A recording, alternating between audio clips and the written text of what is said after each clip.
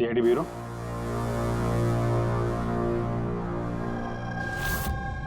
कब हुआ ये? ओह ठीक है, हम लोग देखते हैं। सर विशाल के भाई का फोन था। विशाल अपने चॉपर में अपने फार्म हाउस जा रहा था कासिद। अब ना चॉपर का पता चल रहा है ना विशाल का। क्या मतलब प्रीति का डर सही था?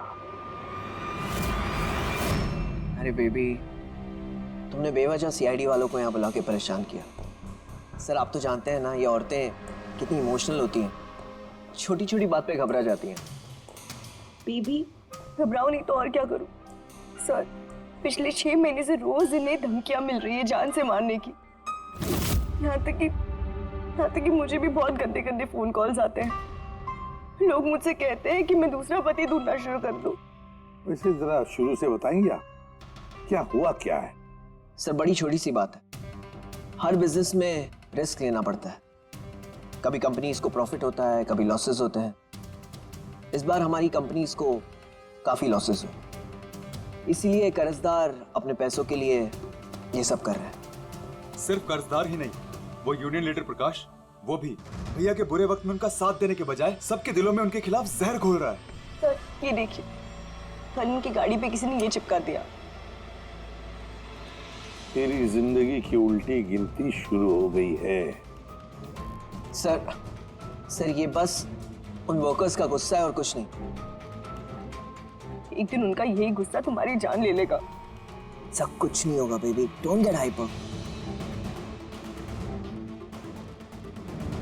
मैंने फैसला कर लिया, चाहे कुछ भी हो जाए, मैं सारे कर्जदारों को, सारे एम्प्लॉइज को उनका पूरा पैसा लौटाऊंगा, चाहे उसके लिए मुझे अपने एसेट्स, अपनी कंपनीज, यहां तक कि इस घर को क्यों ना बेचना पड़े। रणवीर जी भैया। तुम आज ही सारे कर्जदारों, सारे एम्प्लॉइज को फोन करो, उन्हें कह दो कि 1 महीने के अंदर मैं उनका सारा पैसा चुका दूंगा। जी भैया। सर एक्चुअली आप लोगों से एक रिक्वेस्ट थी, जब तक ये कर्जदारों का झंझट खत्म नहीं हो जाए, आप लोग विशाल को एक्स्ट्रा सिक्योरिटी दे सकते हैं प्लीज। बेबी इसकी कोई जरूरत नहीं है, मैं कह रहा हूं ना। अरे 24 आवर्स मेरे साथ सिक्योरिटी होती है, क्यों बेवजह इन्हें परेशान कर रही हो? Sir she just loves me और कुछ नहीं है। आप यहाँ पे आए उसके लिए really thank you all of you. ठीक है, आप अपना ख्याल रखना और अगर जरूरत पड़े तो फोन करना, ठीक है? श्योर। और आज की ताजा खबर ये है कि शहर के जाने माने बिजनेसमैन विशाल कुमार अपनी पत्नी के साथ लापता हो गए हैं। बताया जा रहा है कि विशाल कुमार अपनी पत्नी के साथ इस चॉपर पर काशिद जा रहे थे, लेकिन चॉपर काशिद पहुंचा ही नहीं। इस चॉपर पर पायलट के साथ 5 लोग और थे। अब इस चॉपर को जमीन निगल गई या आसमान खा गया, ये तो हम नहीं बता सकते, लेकिन हम आपको एक ऐसा दिल दहला देने वाला मैसेज बता सकते हैं जो है इस चॉपर के पायलट की मदद की गुहार। मेरे मुझे कुछ समझ नहीं आ रहा, क्या हो रहा है? मेरे काबू में कुछ नहीं है। ये वो आखिरी संदेश है जो कि एक रहस्य की ओर इशारा करता है, जिसकी गुत्थी इतनी आसानी से नहीं सुलझेगी। आखिर कहाँ गया ये चॉपर? और अब लगता है कि इस सवाल का जवाब मिल गया है। जी हाँ, ब्रेकिंग न्यूज आ रही है हमारे स्टूडियो से लाइव। कुछ लोगों ने एक चॉपर को आग की लपटों में नीचे गिरते हुए देखा है। ये एक बेहद ही दुखद समाचार है, क्योंकि इस वक्त ये कहना मुश्किल है कि इस दुर्घटना में कोई भी जिंदा बचा होगा या नहीं। ये कैसे हो सकता है? अभिजीत जा करके देखो ये चॉपर कहाँ पर क्रैश हुआ, तो कोई जिंदा बचा भी है या नहीं।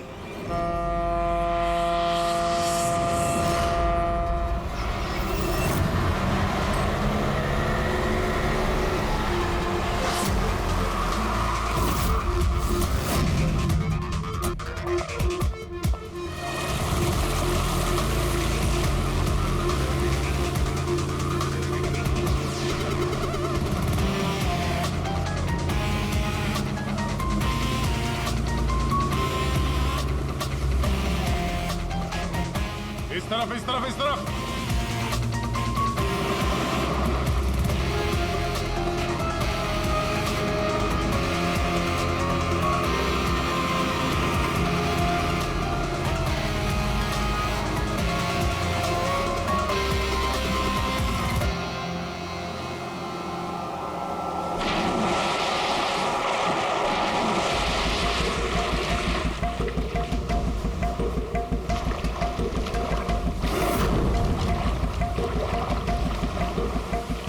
अभिजीत, जबरदस्त एक्सीडेंट हुआ।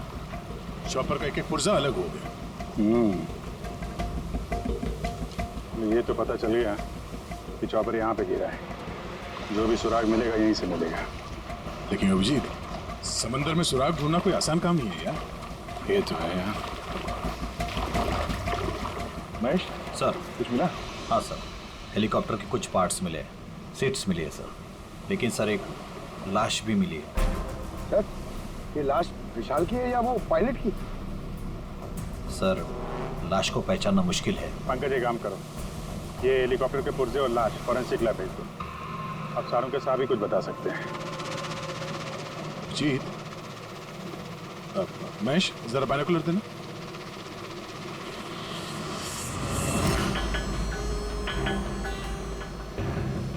क्या तो देखो,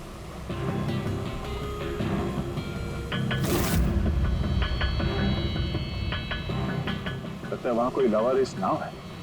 यार, नाव में कोई दिख तो नहीं रहा।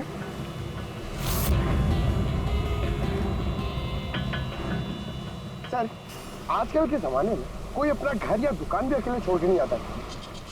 ये तो पूरी की पूरी नाव यहाँ पे लवारिस खड़ी है। यार पंकज, दो ही सूरतों में लोग अपनी चीजें छोड़ते हैं। एक, या तो उनके लिए बेकार हो, और दूसरी सर, और दूसरी जब वो उनके लिए मुसीबत बन जाती है। ये नाव तो बेकार दिख नहीं रही, तो जरूर ये नाव उनके लिए मुसीबत बन गई है।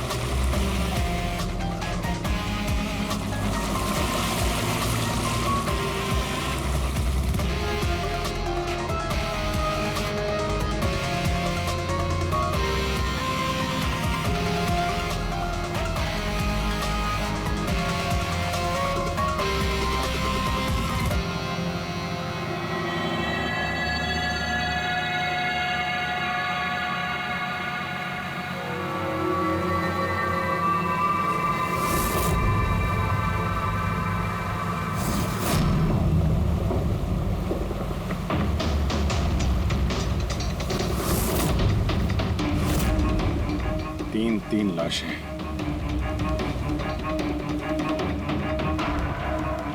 तीनों को गोली मारी है। क्या हुआ, क्या होगा यहाँ पे? कोई गैंग वॉर या इन तीनों ने कुछ ऐसा देख लिया जो इन्हें देखना नहीं चाहिए था। जिस किसी ने भी गोली मारी है वो यहाँ पे किसी दूसरी नाव से आया होगा, या फिर गोली मारने के बाद किसी दूसरी नाव से गया भी होगा। अभिजीत, खाने के 4 प्लेट्स हैं। 4 प्लेट्स और 4 बैग भी हैं। 3 लाशें और 4 प्लेट, मतलब कोई और भी था। कोई ज्यादा था इनके साथ में। या तो वो मुजरिमों के साथ मिला होगा या फिर बच के भाग गया। या फिर सर, चौथी लाश होगी तो किसी ने पानी में भी डाल दी होगी।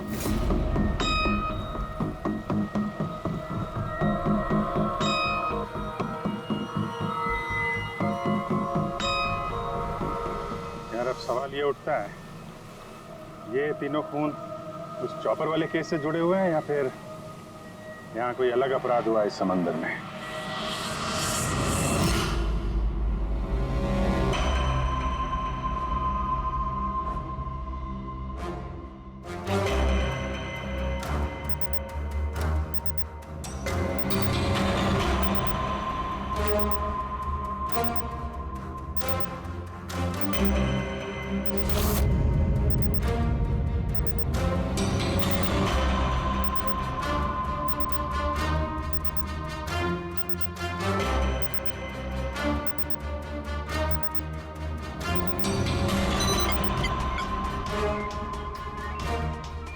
ये ढूंढ लिया, ये पता लगा लिया तारिका, तिनके का पता लगा लिया। नाम क्या है उस तिनके का? नाम है कंपोला बर्डिटॉक्साइड। कंपोला बर्डिटॉक्साइड? यस। ओह माय गॉड, मतलब इस चॉपर का एक्सीडेंट नहीं हुआ? करेक्ट। इस चॉपर का एक्सीडेंट नहीं हुआ तारेगा। इस केमिकल के जरिए इसमें ब्लास्ट करके इसका एक्सीडेंट करवाया गया है। क्या कहा तूने? कैंपोला बर्डीट ऑक्साइड? हाँ बस, इस कैंपोला बर्डीट ऑक्साइड से ही बॉम्ब बनाया, उस बॉम्ब से उस चॉपर में ब्लास्ट कर दिया। अच्छा, कैंपोला बर्डीट ऑक्साइड से। तो उस लाश के बारे में क्या पता चला? वो मैं जल्दी बताता हूँ। यार सारुण की जल्दी बता, हमारे पास वक्त नहीं है, क्योंकि पता चल चुका है कि विशाल की मौत ये कोई एक्सीडेंट नहीं था, एक वेल प्लान मर्डर था। मर्डर। क्या भैया के चॉपर में बॉम्ब? जी हाँ, विशाल की चॉपर में बॉम्ब था। तो इसे क्या लगता है आप दोनों को, कौन कर सकता है? ये किसने किया होगा? सर ये काम तो किसी का भी नहीं हो सकता है, क्योंकि बिना चेकिंग के तो बॉम्ब तो क्या एक सुई तक लेके जा नहीं सकता कोई। आपकी तारीफ? सर ये मिस्टर शेखर हैं, भैया के security chief. Shekhar, chief security officer. आपकी लापरवाही की वजह से हुआ ये सब। सर मैं कैसे लापरवाही कर सकता हूँ? मैंने आज तक अपना काम बहुत ही अच्छी तरीके से किया है, इसीलिए विशाल सर का आज तक कोई बाल भी बांका नहीं कर पाया सर। पता नहीं सर इस बार कैसे हो गया ये। वाकई में इनकी सिक्योरिटी बहुत टाइट होती है। चॉपर में चढ़ने वाले हर आदमी की पूरी चेकिंग की जाती है। वैसे आप? सर मेरा नाम नताशा है, मैं विशाल सर की कंपनी की वाइस प्रेसिडेंट हूँ। अगर वाकई सिक्योरिटी इतनी टाइट थी तो फिर बॉम्ब चॉपर के अंदर ब्लास्ट हुआ कैसे? सर हाँ, ये भी तो हो सकता है कि किसी ने मिसाइल की तरह नीचे से ऊपर चॉपर पे निशाना साधा है।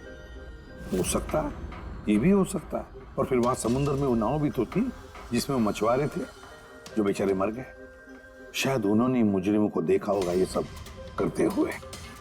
Sir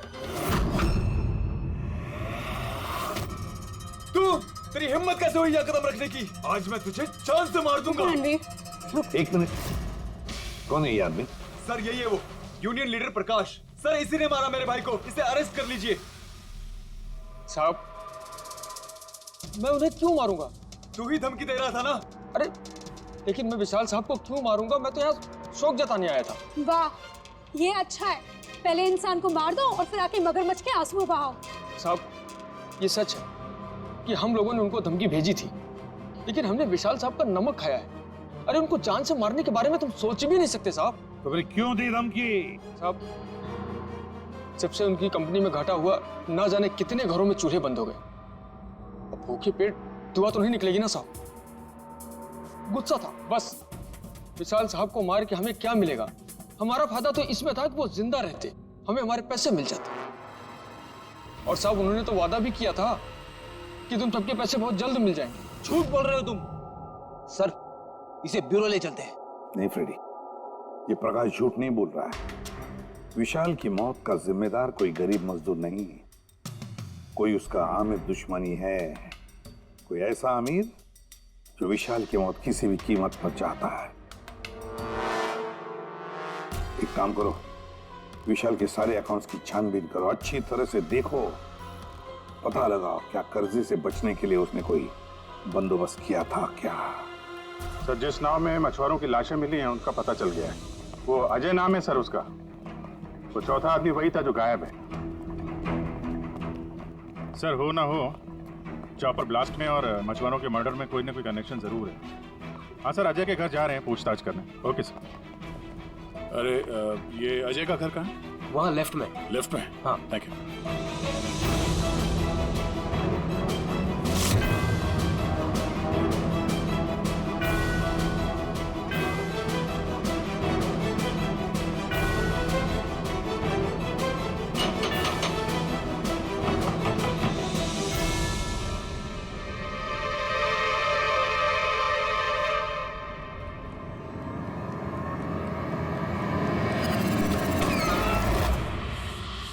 CID. सर मैं अजय का पिता और ये अजय की माँ है। और आप लोग कौन? जी सर, हम अजय के चचेरे भाई हैं। जैसे पता लगा सर कि अजय गायब हो गया है तो हम इनकी मदद के लिए आ गए। हम जानते हैं इस वक्त आप लोग काफी परेशान होंगे, पर अजय को ढूंढने के लिए हमें आपसे पूछताछ करनी पड़ेगी। कोई खबर मिली अजय की? कब कोई फोन वगैरह आया हो? अभी तक कोई फोन नहीं आया सर। आप लोग उम्मीद बता रही है, बहुत जल्द पता चल जाएगा कि अजय कहाँ है। उम्मीद कैसे न खोए, जिसका बेटा खो गया हो और उसके साथियों की लाशें मिली हो, तो आप सोच सकते हैं कि माँ बाप के दिल पे क्या बीत रही होगी। हम आपका दुख समझते हैं। पूरा गांव अजय को ढूंढ रहा है पर वो मिल ही नहीं रहा है। हम लोग कोशिश कर रहे हैं, जैसे ही कुछ पता चलता है हम आपको फौरन खबर कर देंगे। और इस दौरान अगर अजय आप लोगों को फोन करता है तो हमें जरूर बताइएगा। जी सर। सर, अगर ये अजय जिंदा होता तो एक बार घर पे फोन तो करता ना। हो सकता है उसे मौका ना मिला हो, या कहीं मुजरिम तो नहीं उठा ले गए उसे। हो सकता है जब उसे पता चला कि उसकी जान को खतरा है तो कहीं छुप के बैठा होगा। यार उसकी नाव किनारे से 40 किलोमीटर अंदर समंदर में थी, इतनी दूर तो वो अकेले तैर के आ नहीं सकता। या तो दुश्मन की नाव में बैठ के निकल गया होगा, या फिर किसी दूसरे नाव वाले से उसने मदद मांगी होगी। ठीक है, जेट्टी चल के पूछताछ करते हैं, शायद किसी ने उसे देखा हो या मदद की हो। बॉस, ये तो कंफर्म हो गया कि वो लाश विशाल के बॉडीगार्ड की, लेकिन अभी मैं तुम्हें इससे भी ज्यादा बड़ी खबर देने वाला हूं। बड़ी खबर? सालू के साथ आपकी गर्लफ्रेंड ने हाँ कर दिया? के नहीं बता पूर्वी, तो पायलट वाली ऑडियो क्लिप एक बार फिर से सुना। चल।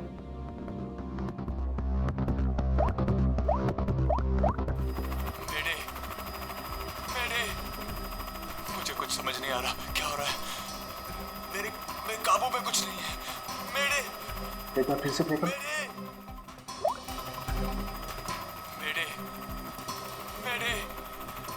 मुझे कुछ समझ नहीं आ रहा क्या हो रहा है। मेरे काबू में कुछ नहीं है। इतना कहना क्या चाहता है? बस ये आवाज गौर से सुनी तो मैंने लगता है पायलट की आवाज थोड़ी लड़खड़ा रही है।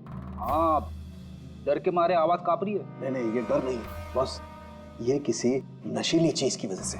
सर मतलब पायलट ने चॉपर उड़ाने से पहले? चॉपर उड़ाने से पहले? नहीं, दारू नहीं पीती। बस बॉडीगार्ड की लाश को जब मैंने अच्छी तरह से एग्जामिन किया तो मुझे उसकी लाश में एक नशीली दवाई के ट्रेसेस मिले, और जिस तरीके से इस पायलट की आवाज लड़खड़ा रही है मुझे पक्का यकीन है इसे भी वही नशीली दवाई दी गई। यार सारुण की एक बात समझ में नहीं आ रही है, अगर ये खूनी इन सबको वैसे मारने वाला था तो फिर उसने बेहोशी की दवा क्यों दी? सर अगर पायलट और बॉडीगार्ड को दवाई दी गई है तो फिर बाकी पैसेंजर्स को भी दवाई दी गई होगी। एग्जैक्टली, दी गई थी। बस मुझे लगता है चॉपर में जितने भी लोग थे सबको ये नशीली दवाई दी गई थी, और जब मैंने लाश को अच्छी तरह से एग्जामिन किया तो पता लगा कि ये दवाई 6 से 7 घंटे पहले दी गई थी। चॉपर के क्रैश होने से ठीक 6-7 घंटे पहले चॉपर उड़ा था विशाल के घर से, तो फिर चॉपर में खाने पीने का सामान भी तो विशाल के घर से ही आया होगा। मतलब जो भी गड़बड़ हुई है विशाल के घर में हुई है, विशाल के घर में। ओह, व्हाट नॉनसेंस। घर के खाने में कोई बेहोशी की दवा क्यों मिलाएगा? वो तो वही बताएगा ना जो घर का खाना बनाता है। वैसे आपके घर का खाना कौन बनाता है? ओहो, तानिया जी आप बनाती है खाना? वाह सर, आज भी बढ़िया खुशबू आ रही है किचन से। क्या बना है खाने में? पालक पनीर, खाएंगे आप? अरे नहीं फ्रेडी, चखने की सोचना भी मत। पता नहीं आज भी कुछ खाने में डाल दिया हो तानिया जी। सर आप ऐसे झूठा इल्जाम नहीं लगा सकते मुझ पर। और उस दिन भाभी खुद आई थी मेरे साथ खाने में हाथ बटाने के लिए। अरे वाह, ये अच्छा है, जो मर गया उसी पे इल्जाम डाल दो। सर आप इस तरह मेरी बीवी की इंसल्ट नहीं कर सकते। घर में इतने सारे लोग हैं, अगर घर में किसी ने खाने में कुछ मिलाया भी हो तो जरूरी नहीं कि वो तानिया ही हो। लेकिन वजह तो सिर्फ तुम दोनों के पास थी। विशाल और प्रीति की मौत के बाद कंपनी तुम दोनों के नाम पर होगी। सर आप अच्छा मजाक कर लेते हैं। डूबी हुई कंपनी मेरे नाम ना ही हो तो ही बेहतर है। वैसे उस दिन किचन में कौन कौन था तुम्हारे अलावा? उस दिन बहुत सारे लोग आए थे और मुझे अच्छे से याद है उस दिन मैंने हलवा बनाया था। विशाल भैया खुद किचन में आके हलवा चख कर गए थे। विशाल भी आया था किचन में? सर मुझे भी थोड़ा अजीब लगा था क्योंकि उस दिन से पहले कभी भैया किचन में नहीं आए। शेखर, हेलीकॉप्टर में चढ़ते वक्त तुम हर एक की अच्छी तरह से चेकिंग करते हो ना? Yes sir. क्या विशाल की भी चेकिंग की थी? सर विशाल सर को मैं कैसे चेक कर सकता हूँ सर, वो मालिक है मेरे। फ्रेडी, मछुआरों के गांव का चप्पा चप्पा छान मारो, एक एक घर ढूंढो। वो अजय मछुआरा मिलना ही चाहिए। अगर अजय मिल गया तो समझ लो ब्लास्ट की वजह भी पता चल गई, क्योंकि अब सब कुछ धीरे धीरे समझ में आ रहा है। विशाल कर्जे में डूबा था, अब कर्जे से निकलने का सबसे आसान तरीका है मौत, खुद की मौत, खुद की झूठी मौत।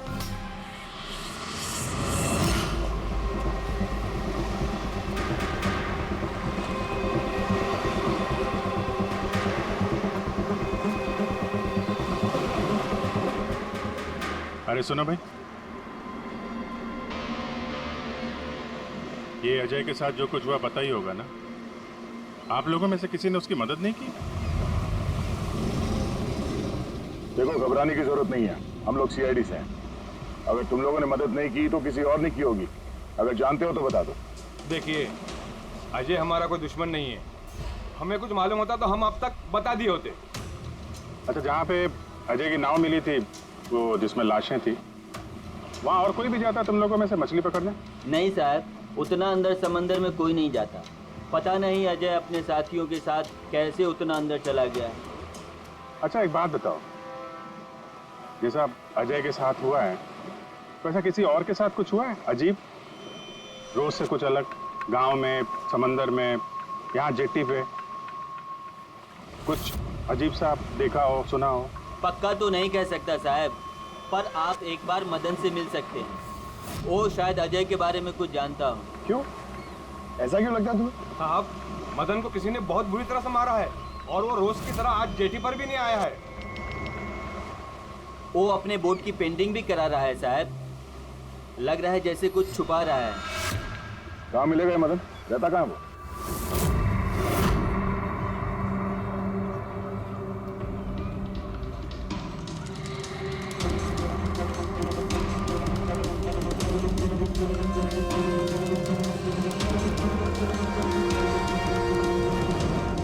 ये मदन तुम ही हो? हाँ साहब, आप लोग कौन? तुम्हारे रिश्तेदार, सीआईडी। अरे सीआईडी वाले? तुम अजय को जानते हो ना? मदद की थी तुमने उसकी, हाँ? एक बता दे वरना हमारा हाथ उठ जाएगा। साहब, अजय मुझे जख्मी हालत में बीच समंदर में उस हेलीकॉप्टर के मलबे के पास मिला था। मैं उसे अपनी नाव में लेकर किनारे तक लेकर आया।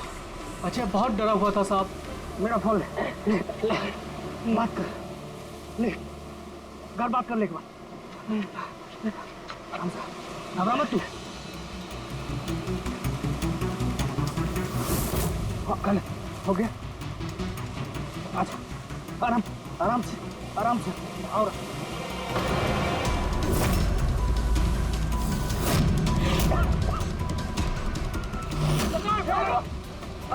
अरे तू कहाँ भागा अजय? अरे तू क्यों भागा? अरे तू लोग कौन मुझे क्यों है? साहब, उन लोगों ने मुझे बहुत मारा साहब।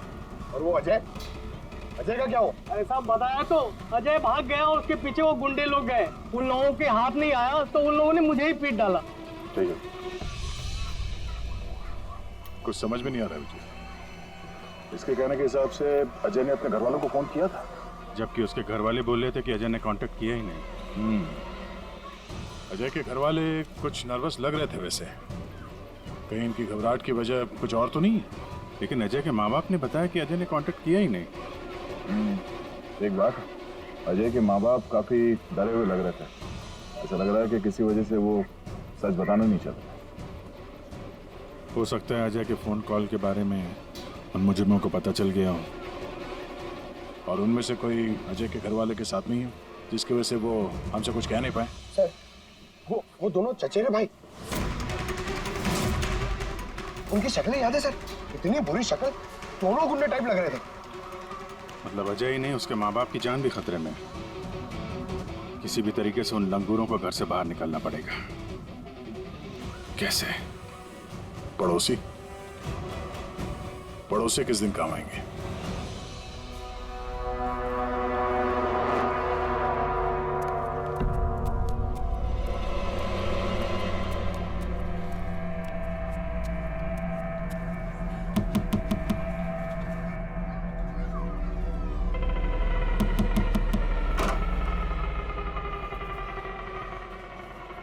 खाना। हमें खाना नहीं चाहिए। अरे ऐसे कैसे नहीं चाहिए? आप लोग अपना ध्यान नहीं रखेंगे तो अजय भैया को कैसे ढूंढेंगे? आपको खाना लेना ही पड़ेगा। देखो बेटा, हमें भूख नहीं है।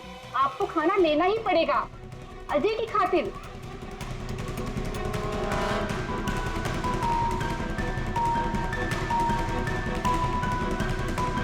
अच्छा, मैं चलती हूँ।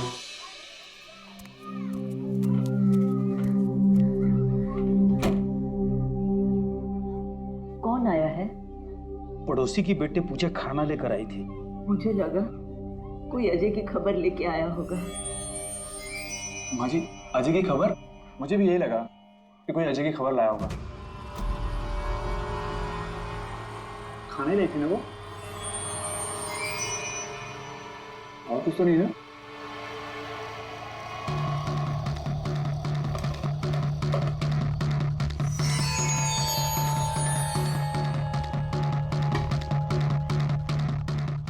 जय माँ जी।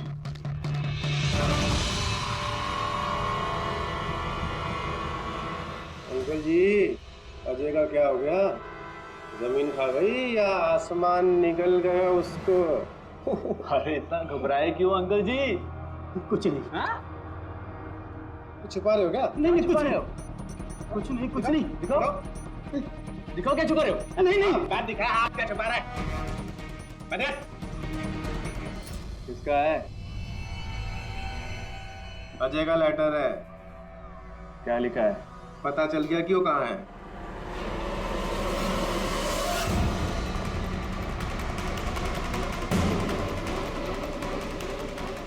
भाई साहब, ये अजय के साथ क्या होता जानते हैं? आप लोग कौन? हम लोग सीआईडी से। मैं नहीं जानता अजय को। यही गांव में रहते हो ना? हाँ, इसी गांव का। जी।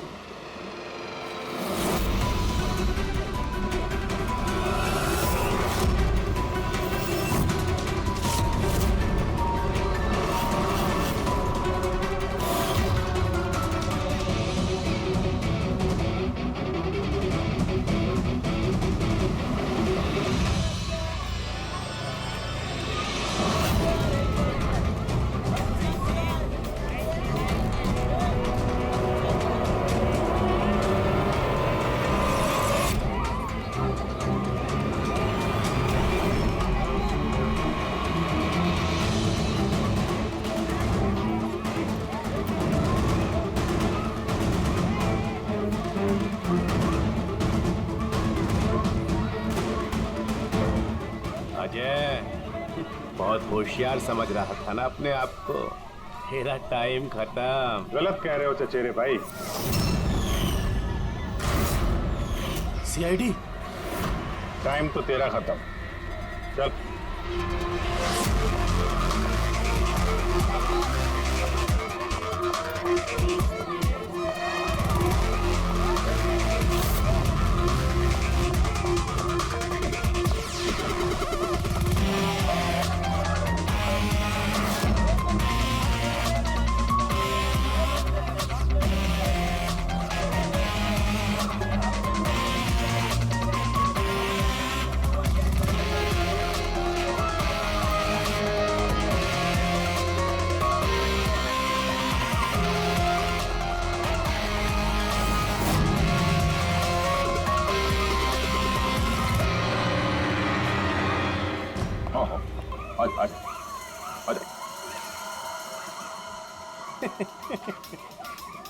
तुम मुझ तक तो पहुंच गए, मगर ये मत सोचना कि अजय को बचा लोगे।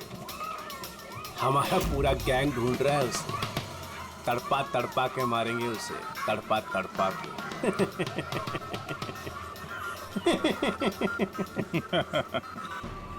कौन किसको तड़पा के मारेगा बहुत जल्द पता चल जाएगा तुमको। और तू अजय की फिक्र मत कर, बहुत जल्दी वो खुली हवा में सांस लेगा। हैं? अब तो चल चल।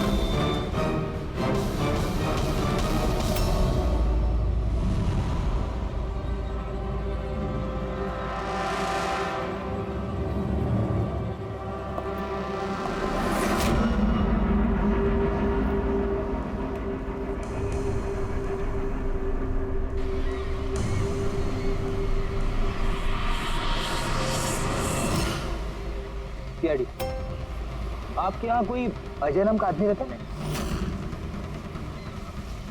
अरे ये तो सीआईडी वाला था, ये तो मुझे बचाने आया था।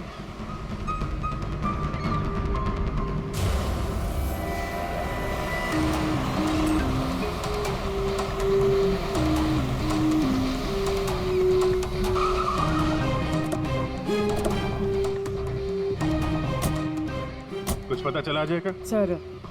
सर सब जगह देख ली, अजय का कुछ पता नहीं चला। हाँ सर, गांव का हर घर हर गोडाउन छान मारा, कोई भी जगह नहीं छोड़ी है, लेकिन उस अजय का कोई पता नहीं चल रहा है। इस गांव के दूसरी तरफ चल के देखते हैं।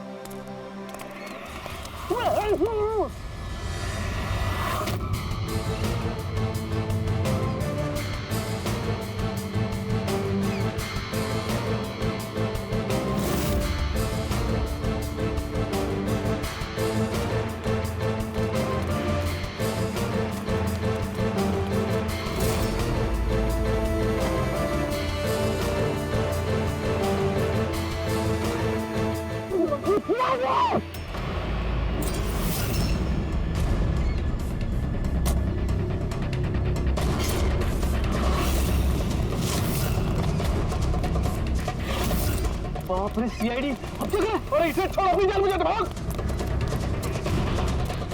देखो सर, रुक जाओ। आओ। क्या हो रहा है यहाँ पे? और कौन है ये लोग? तुम्हें कहाँ ले जा रहे थे? कौन है तुम? मैं अजय। अजय, अरे मिल गया, ये मिल गया ये। अरे मालूम है तुझे, कब से ढूंढ रहे थे हम लोग तुझे। समंदर में ऐसा क्या हुआ जो तुम्हारी जान को इतना बड़ा खतरा हो? बताता हूँ।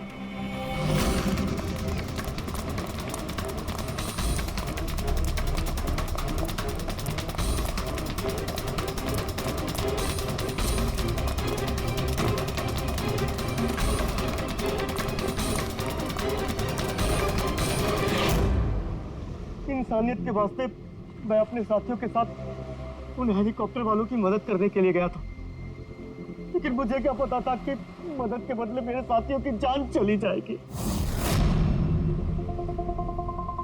तुमने वही किया जो एक अच्छे नागरिक को करना चाहिए।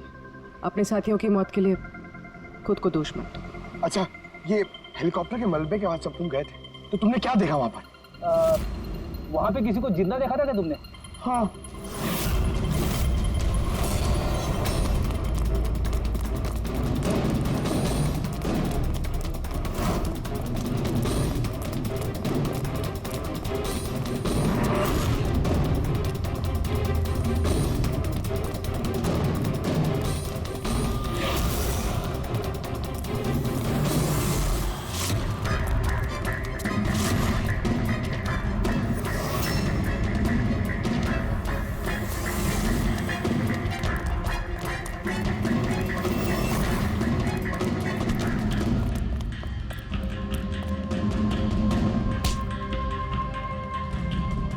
और उसकी मदद के लिए वहां पर पहले से एक दूसरी नाव मौजूद थी। कौन था वो जो जिंदा था? तुम जानते हो उसे? मारो मत, मैं सब कुछ बताता हूँ। सब हेलीकॉप्टर ब्लास्ट में सब लोग मारे गए थे सिवाय हमारे बॉस के। उन्होंने पैराशूट से पहले ही छलांग लगा दी थी और हम उन्हें अपनी बोट में लेकर चले गए थे। साहब सच बोल रहा हूँ। कौन है तुम्हारा बॉस? और कहाँ ले गए तुम लोग? जल्दी बता, जरा हम भी तो मिले तेरे बॉस से।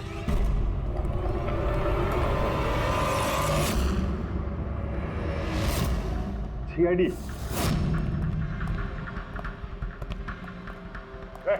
जा, गोली लग जाएगी।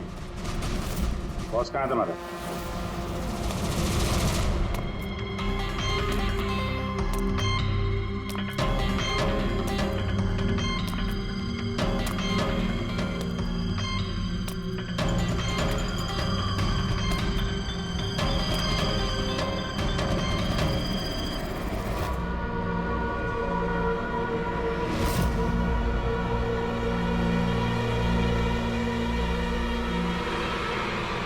नहीं, कोशिश भी मत करना, सारी मेहनत बेकार जाएगी। तुम्हारा खेल खत्म हो गया। तुम्हारे सारे किराए के गुंडे हमारे हिरासत में, कोई नहीं आएगा तुम्हारी मदद करने। बड़ा अफसोस हो रहा ना तुम्हें, हाँ? कि सीआईडी से मदद क्यों ली? एक्चुअली आप लोगों से एक रिक्वेस्ट थी, जब तक ये कर्जदारों का झंझट खत्म नहीं हो जाए आप लोग विशाल को एक्स्ट्रा सिक्योरिटी दे सकते हैं प्लीज। बताओ क्यों किया तुमने? विशाल का दिमाग खराब हो गया था। कर्जदारों के पैसे चुकाने के लिए वो हमारी कंपनी, घर, फार्म हाउस, जेवर, गाड़ी सब कुछ बेचना चाहता था। तो तुमने कंपनी का सारा पैसा विदेशी बैंकों में ट्रांसफर कर दिया, सोचा वहीं जाके नई लाइफ सेट कर लोगी। और यहाँ कर्जदारों को लगता कि चॉपर ब्लास्ट में सारे लोग मारे गए, हमेशा के लिए झंझट खत्म। क्यों?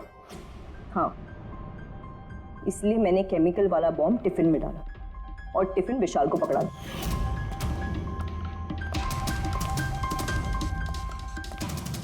Hurry up, sweetheart. We are getting late. मुझे पता था सिक्योरिटी वाले विशाल या उसके हाथ की किसी भी चीज को चेक नहीं करेंगे। और सबके खाने में वो नशीली दवाई इसलिए मिलाई ताकि उनके बेहोश हो जाने के बाद आसानी से पैराशूट से कूद जाओ और फिर वो रिमोट कंट्रोल दबाकर बॉम्ब ब्लास्ट कर दो, है ना? सर एक बात बताइए, आप बहुत साल से सीआईडी में हैं, इससे बेहतर प्लान आपने कभी देखा? आपके पति जो कर रहे थे ना, उसे इंसानियत कहते हैं मैडम। सलाखों के पीछे बैठ के सोचते रहना अपने जुर्म के बारे में। जब सच्चाई का एहसास होगा अपने आप को माफ नहीं कर पाओगे।